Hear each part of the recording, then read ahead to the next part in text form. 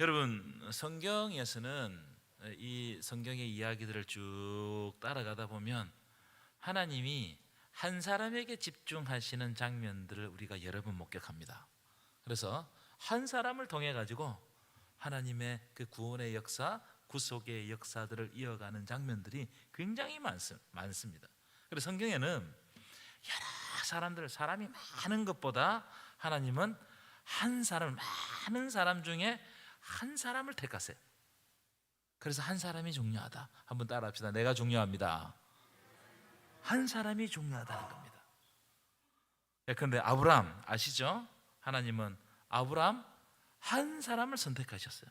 갈대 우리의 어마어마하게 많은 사람들 중에서 하나님은 한 사람 아브라함을 선택하시고 그 아브라함에게 가나안 땅의 약속, 비전을 주시고 그 가나안 땅에 들어가서 그 후손들로 하여금 큰 민족을 이루는 놀라운 축복을 주셨습니다.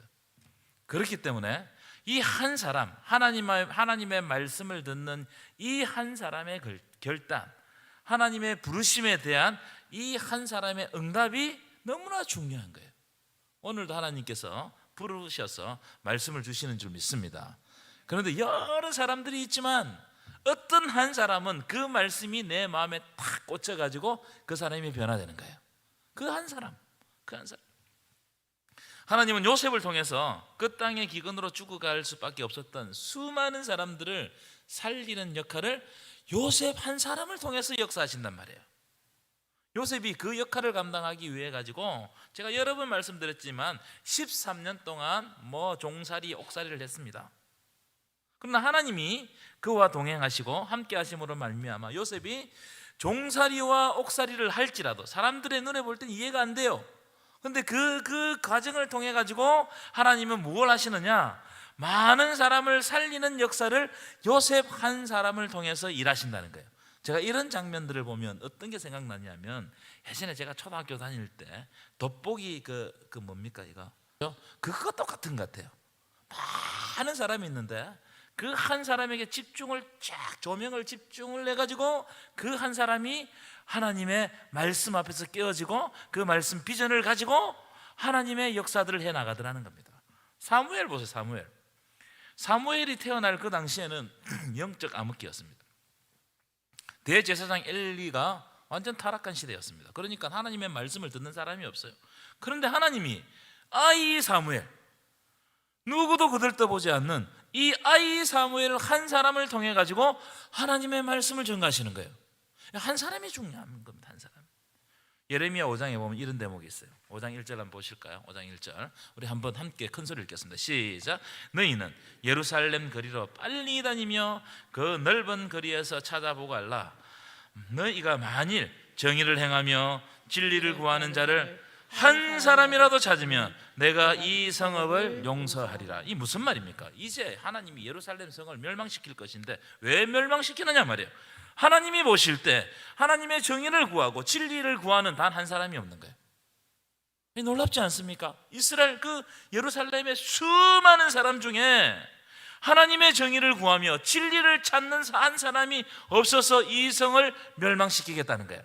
그래서 하나님이 멸망시킬 때는 여러분 죄인이 많아서 멸망시키는 게 아니에요. 의인이 없어서 멸망시키는 거예요. 그 한 사람이 없는 거예요.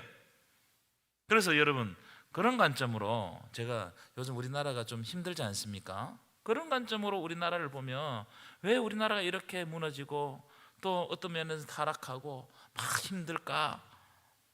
저는 목회자 입장에서 볼 때는 하나님의 뜻을 붙잡는 한 사람이 없다는 거예요. 애석한 일입니다. 하나님의 뜻을 붙잡는 그 한 사람이 있으면 하나님은 그 길을 오목냉저 삼아가지고 하나님의 빛을 쫙 밝힐 텐데 그 한 사람이 하나님의 말씀에 응답하지 않는 거예요. 이 한국교회의 책임인 겁니다. 사실은. 오늘 본문 한번 보실까요? 오늘 본문은 모세가 태어나서 죽을 뻔하다가 구원받는 장면입니다. 굉장히 드라마틱해요. 2장을 보면 1장, 2장은 이야기가 막 정말 영화의 한 편 같습니다. 이 이야기 쉽게 영화 보셨습니까? 그때 보면 어릴 때 쉽게 영화 보면서 이때 막 아이들을 집어 던지고 이럴 때 막 조마조마하고 모세가 막 울 때 막 숨기고 이럴 그 보셨어요? 안 보셨어요? 저만 봤습니까? 그런 거 좀 보세요. 다른 드라마에 빠져 있지 말고. 그때 막 마음이 정말 이 하나의 드라마 같습니다. 우리가 너무나 잘 아는 이야기죠. 근데 저는 1장 2장에서 똑같은 시각으로 봤어요. 하나님은 한 사람을 택하시는 거예요. 모세 한 사람을 택해 가지고 이스라엘 백성들을 구원시킬 지도자를 준비시키라는 거예요. 이 놀라운 일입니다. 이걸 몇 년 동안 하셨느냐? 요셉 이후에 430년 동안 하나님이 이 작업을 하시는 거예요. 모세 한 사람, 한 사람이 중요하거든요. 모세가 무슨 능력이 출중해서 그런 것이 아니고 하나님이 그분의 계획과 섭리 가운데 모세를 택하신 거예요. 왜 모세냐? 많은 사람이 있는데 왜 모세냐? 저는 설명할 수가 없어요. 왜 모세인지 모르겠습니다. 저는 하나님이 안 되었어. 그런데 분명한 것은 하나님이 모세를 선택하셨다는 거예요. 그리고 모세로 하여금 하나님의 뜻을 행하게 하셨다는 겁니다. 자, 오늘 본문은 하나님이 택하신 한 사람, 하나님께서 모세를 선택하시고 구원하시는 이 모세를 준비시키는 과정이 담겨져 있어요. 두 가지 주제를 가지고 여러분들과 말씀을 나누겠습니다. 첫 번째, 오늘 본문에는 1장 2장입니다. 우리 개인은 연약하지만 하나님은 우리를 강하게 만드신다는 거예요. 다시 한 번 더, 우리 개인은 연약하지만 하나님은 우리를 강하게 만드신다는 거예요. 믿으십니까? 제가 오늘 새벽에 이런 말씀을 전거했습니다. 엘리야 개인이 무슨 큰 능력이 있어서 불의 선지자가 된 것이 아니다, 이렇게 말씀드렸습니다. 하나님이 엘리야에게 능력 주시고 불로 응답해 주셨기 때문에 엘리야가 불의 선지자가 되고 능력의 선지자가 된 거예요. 사람들은 어떻게 보느냐? 야, 엘리야가 대단하다 이렇게 생각하거든요. 그렇잖아요. 나타난 현상을 보는 거예요. 열왕기상 18장에 보면 엘리야가 그 바알 선지자 850명과 대결을 하지 않습니까? 그 대결에서 승리했습니다. 어떻게 승리했습니까? 하나님이 불로 응답해 주셨기 때문에 승리한 겁니다. 이 응답받는 장면을 보고 아마 엘리야 자신도 놀랐을 거고 모든 사람들이 다 놀랐을 거예요. 그래서 엘리야를 막 어떻게 하겠습니까? 야, 저 사람 정말 대단한 사람 아니냐 말이에요. 우리도 그렇게 하거든요. 능력이 나타나면 그 목사님 대단하다고 그렇게 이야기하는 경우가 있거든요. 그런데 딱 19장에 넘어가면 이세벨이 자기의 선지자가 죽었다는 소식을 듣고 이세벨이 화가 났습니다. 아합의 그 왕후 이세벨이. 그래, 엘리야, 내가 내일 아침까지 엘리야를 죽이지 못하면 우리의 신들이 벌이에 벌이를 내릴 것이라고 막 저주를 퍼부었습니다. 그게 엘리야 귀에 들렸어요. 그러니까 어떻게 됐습니까? 이 엘리야가 그 불의 선지자잖아요. 불로 응답 받았던 선지자잖아요. 엘리야가 기도하면 3년 6개월 동안 비가 오지 않게 하고 엘리야가 기도하면 3년 6개월 동안 비가 오지 않았던 비가 내리는 그런 능력의 선지자였습니다. 그런데 그 선지자 그 한마디 듣고 로뎀나무 아래 누워서 죽기를 구했어요. 내가 차라리 죽는 것이 낫습니다. 나를 데려가십시오. 여러분, 이 장면이 무엇을 보여주는 장면인지 아십니까? 엘리야 개인에게는 아무 능력이 없음을 단적으로 보여주는 겁니다. 그렇죠? 엘리야에게 능력이 있었으면 그 모든 것을 다 처리했을 거 아니잖아요. 엘리야의 개인에게는 능력이 없어요. 하나님이 엘리야에게 능력을 부어주셔야 엘리야가 능력의 선지자, 불의 선지자가 된다는 뜻입니다. 믿으십니까? 그래서 여러분, 능력을 가지려고 하지 마시고 능력을 달라고 기도하십시오. 자꾸 우리는 어떤 뭔 신비한 능력을 내가 가지기 위해서 노력을 합니다. 그런 제목을 가지고 기도해요. 그런 욕심을 가지고. 그게 아니고 하나님의 능력이 나를 통해서 드러나게 하여 주옵소서. 나는 그저 통로로. 여러분, 우리 인간은 강한 척해도 연약한 존재들입니다. 여러분, 연약하죠? 그러나 우리가 아무리 연약할지라도 하나님이 강하게 하시면 강해지는 줄 믿습니다.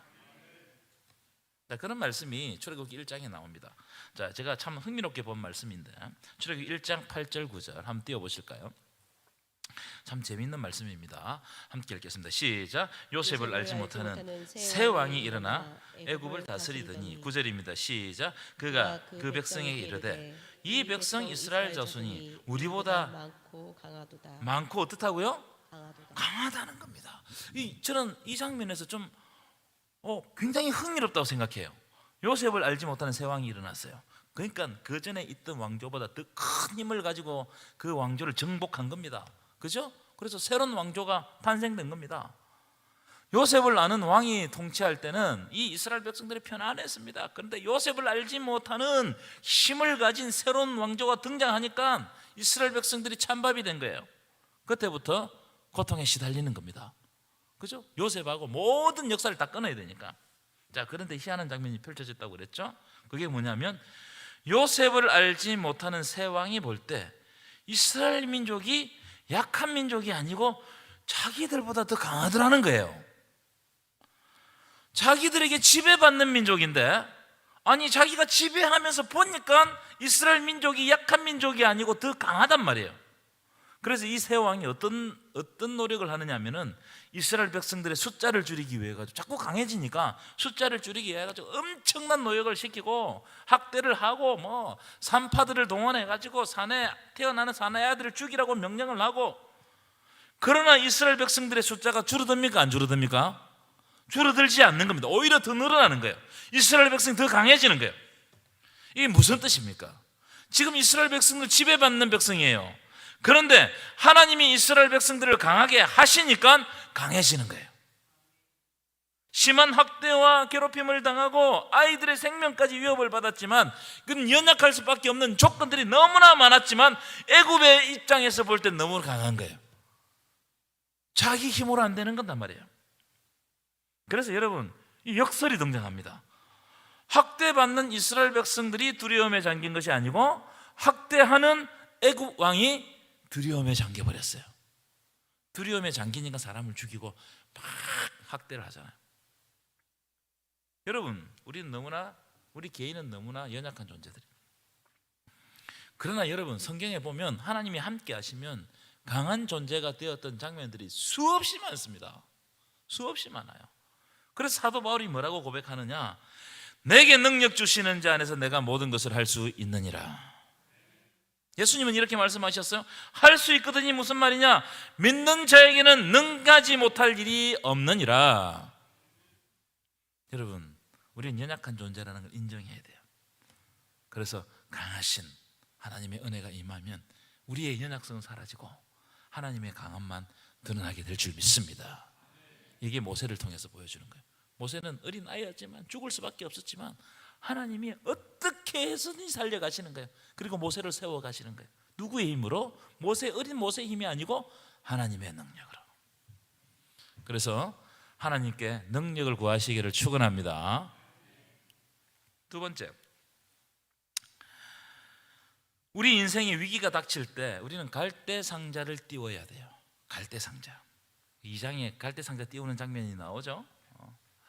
출애굽기 2장에 나오는 갈대상자는 히브리어로 테바라고 그러는 테바는 창세기에 나오는 노아 홍수 때 만들었던 방주 이하고 똑같은 단어예요. 테바는 갈대상자나 테바나 이 단어가 똑같은 단어입니다. 그런데 테바는 특징이 있어요. 무슨 특징이냐면 첫 번째, 동력이 없습니다. 동력이 없어요. 창세기에 나오는 방주라는 말은 동력이 없는 배라고 생각하면 됩니다. 그냥 상자예요. 나무로 만든 상자입니다. 그렇기 때문에 두 번째, 자기가 어디로 가는지 자기 스스로 목적지를 정할 수가 없어요. 테바는 그렇습니다. 목적지를 못 정합니다. 동력이 없는데 무슨 목적지를 정하겠어요? 그렇죠? 우리는요 어떻게 생각하느냐면 주여 저기가 목적지입니다. 우리를 저리로 가게 하여 주시옵소서. 그렇게 기도합니다. 내가 목적지를 정해놓고 그게 막 안 되면 될 때까지 막 기도하려고 그래요. 근데 테바는 뭐냐면은 자기가 그 목적지를 몰라. 어디로 가는지도 몰라요. 여러분, 그래서 방주에 탄 노아 가족은 오직 하나님의 인도하심과 동행하심만 믿고 그 속에 있었어요. 그래서 자기들이 아라랏산에 도착했는데 아라랏산에 가야 되겠다고 생각하지 않았습니다. 그냥 노아는 그저 하나님께 맡겼어요. 그런데 아라랏산에 도착했어요. 하나님이 그 산에 도착하게 하신 거예요. 그것과 같이 오늘 모세를 태운 갈대상자도 하나님께서 어떻게 하셨느냐? 바로의 공주 앞으로 인도하시는 거예요. 이 놀라운 겁니다.